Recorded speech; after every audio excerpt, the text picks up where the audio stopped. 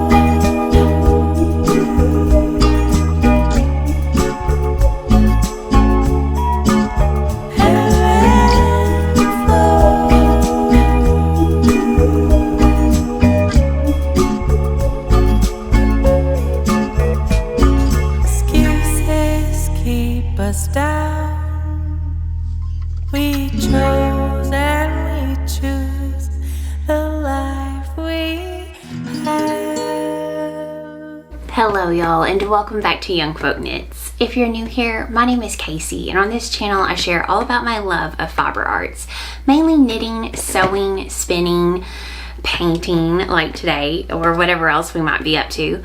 I also occasionally share about living on a small farm here in Arkansas. So if any of that sounds like it might be your cup of tea, then make sure and hit that subscribe button so you won't miss out on any future video content. As I mentioned, it's been a very rainy and stormy few days, and it's going to continue to be over the next few days. The great thing for us crafters though, we always have plenty to do on rainy days inside. A few episodes back, I took you on a little tour of my new studio that we're working on. It's still not finished, but hopefully before too long I'll be able to move into it with all of my crafting supplies and start recording from there. I'm extremely excited for that. But I definitely have a vision of lots of paintings on the wall, landscapes, cute farm animals, all sorts of things. But As a knitter, what could be more perfect than a woolly sheep? I was absolutely thrilled when I found a class from the sponsor of today's video, which is Skillshare. Skillshare is actually the largest online learning community for creatives like us. They have such a wide breadth and depth of topics that whatever your interest is, there's a class for you. While knitting is my first love, I do have an interest in so many different things, different crafts I would like to become more proficient in, and Skillshare is the perfect place to do that. So when I got my watercolors out and decided I needed some paintings, I was absolutely thrilled to find the class Sheep Called Lambo, a free flow watercolor masterclass with Jane Davies. If you've always wanted to create beautiful, loose, quick flowing art in watercolor with the simplest of touches, then this is the class for you. Jane teaches you how to create this handsome young ram called Lambo. What's really cool is though, you're not using any brush strokes. It's just merely placing paint on wet paper. She's developed some really interesting watercolor techniques that give great texture. If, like me, you're not a watercolor expert, no worries. She takes you through step by step, starting with gathering your materials, everything you need, and then every step of the way, she shows you on video exactly what you need to do to create this adorable lamb. One of my favorite parts of the class is her great personality and her fun British accent. I really enjoyed every second of this. The best part was I ended up with a fabulous little Lambo that I could not be more happy with. Another great thing about Skillshare is that you can connect with other creatives and get both inspiration and community. So whatever your interest might be, whether it's photography, illustration, design, painting, watercolors, knitting, sewing, fine arts, creative writing, film and video, there's a class for you taught by leading instructors in the field. And that's why I'm so excited to be partnering again with Skillshare this month. The first 500 people to use the link in my description will receive a free 1-month premium trial from Skillshare. This is valid for new members only. So choose a topic and get started with Skillshare today. Thanks again for sponsoring today's video, Skillshare. Y'all, I cannot tell you how much I absolutely love how this little lamb turned out. I think it's gonna look great in my studio. One of my favorite things about the painting is the eyes. I think that Jane does a great job of teaching you how to make them look really realistic, and a lot of that comes from the fact that you're doing multiple layers. So there's a bottom layer that has this beautiful light transparent brown, and then on top of it you continue to get this darker pupil. I also saw that there were some geese. I'm obsessed with geese, and I think I would really love to put some more farm animals on the walls along with some beautiful loose landscapes and maybe some florals. I just want a wall absolutely packed full. Very eclectic look to the wall. I love lots of gold frames, different shapes, some ovals, some smaller ones, some bigger ones. I think it's really fun to have a wall absolutely full of artwork, and it's even more fun creating it. So I'm excited to continue to work on that, but I've got my first one finished. The other thing I've been working on this week is trying to finish up my Darjeeling top.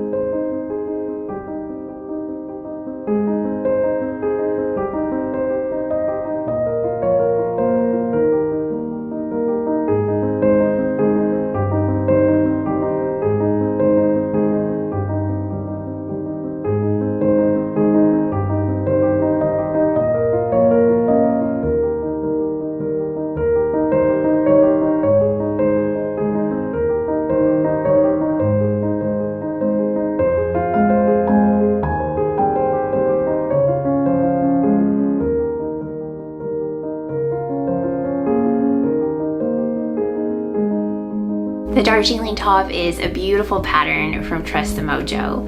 I love the fact that it has this beautiful, feminine, delicate lace along the bottom hem, which is set off beautifully by a picot edge. The picot edge is a bit more of an advanced technique. If you're a beginner, it's going to be extremely fiddly and a bit finicky working on this picot edge, because you cast on and you're casting on upwards of 200 stitches, and then after only knitting a few rows, about 8 rows, you're going to knit back into those original stitches.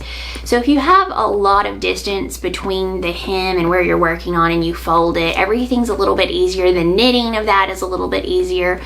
But whenever you have such a short distance, it just makes everything a little bit less flexible, and it's easy to get off a stitch and suddenly everything's slanted. So it definitely requires a lot of attention to your work, where you're at, what you're doing, and staying on track. But I think it's completely worth it in the end. I love how it turns out. It's so beautifully delicate, and it's just so much more special than a simple ribbing at the bottom.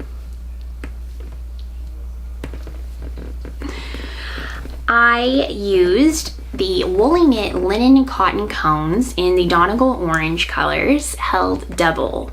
I think actually you might be a little bit better off to hold this triple instead of double. I was very pleased with the fabric I got. I just ended up slightly under gauge, not for my stitch gauge, but for my row gauge. So I think holding it triple would be a great idea. I love working with cones because with plant-based fibers, it's just no fun constantly adding in a new yarn ball, joining new yarn, and with a yarn cone, your meterage just goes on forever. It's absolutely fabulous. Just continues and continues, and you don't have to reconnect new yarn. So there's none of that having to figure out, am I going to do a Russian join? Am I going to do a knot? Am I going to sew it in? How am I going to join this new plant-based fiber? So I absolutely love working from cones. This was fabulous. Now this pattern is knit bottom up, and because of that I had a little bit of trouble with my sizing. I ended up deciding to knit the cropped version because I thought that from my length, it was the same length as another top that I have that I really like to wear with high-waisted skirts or even over dresses.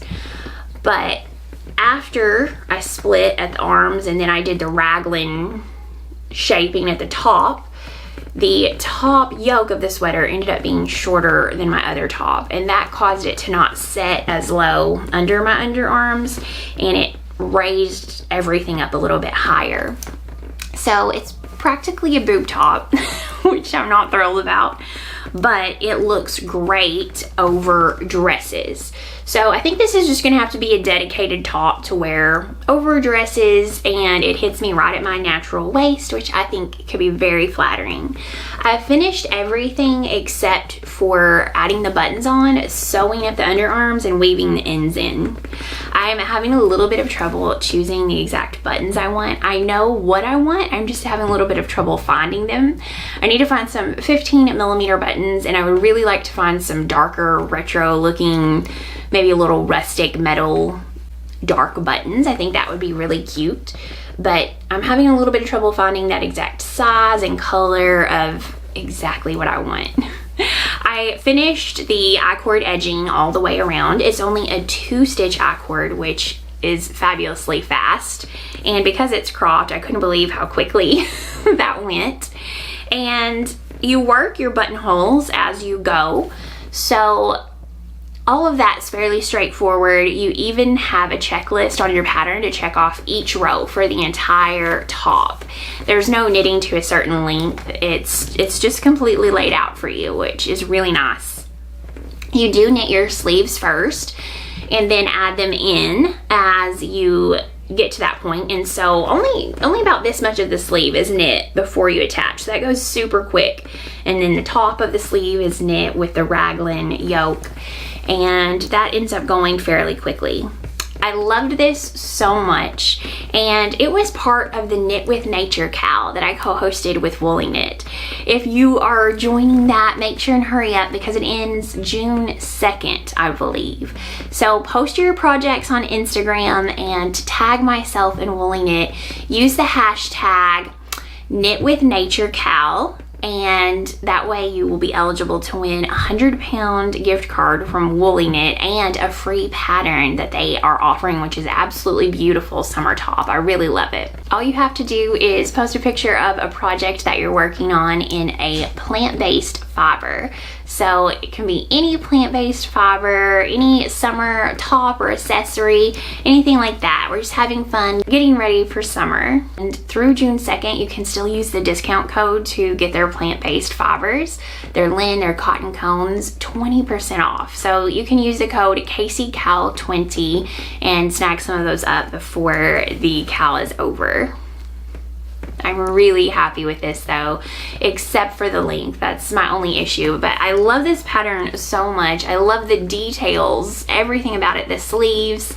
I'm just such a fan of it that I actually immediately cast on another one in some black silky sport yarn I had in my stash, and it is a mixture of 50% silk and 50% merino. It's from Craft Me Not Yarn Co. I bought it a few years ago. I think I bought it for a ranunculus, but this is going to be super fun, and I'm going to make the medium length version instead of the cropped. All right, y'all, before we chat about sewing, let's go check on the cows. What happened, Nancy? What happened? You have any explanations?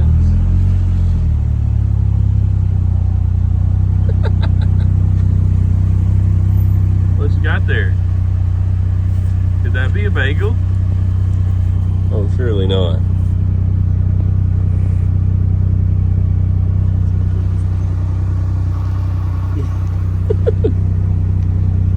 Oh, Nance. I'm not gonna take it. I won't take your bagel.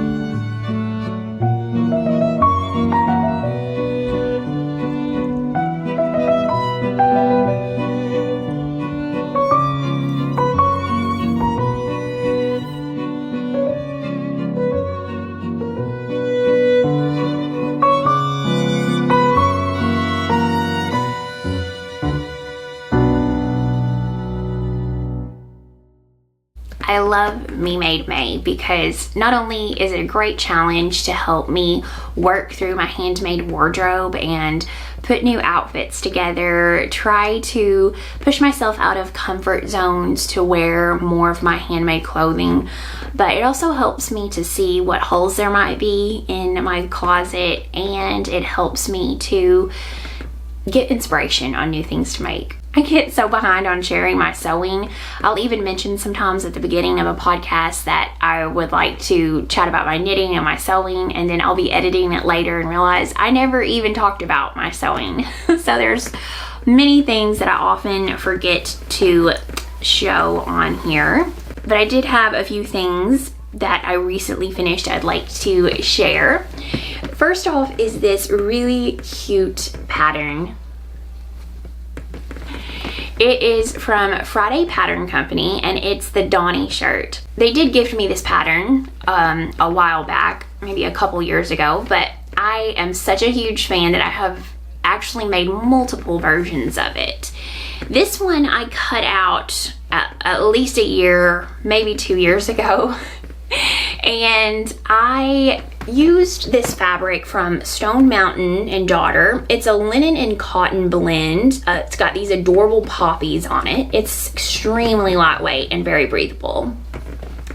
Unfortunately, it's a discontinued fabric. And I had cut it out a few years ago, and by the time I got around to making it this past month, I realized I had a few different pieces missing. Because I couldn't get any more fabric and I used all of the fabric to cut it out, I ended up having to get a little creative. So the inside yoke of this shirt is just some plain cotton, some natural cotton.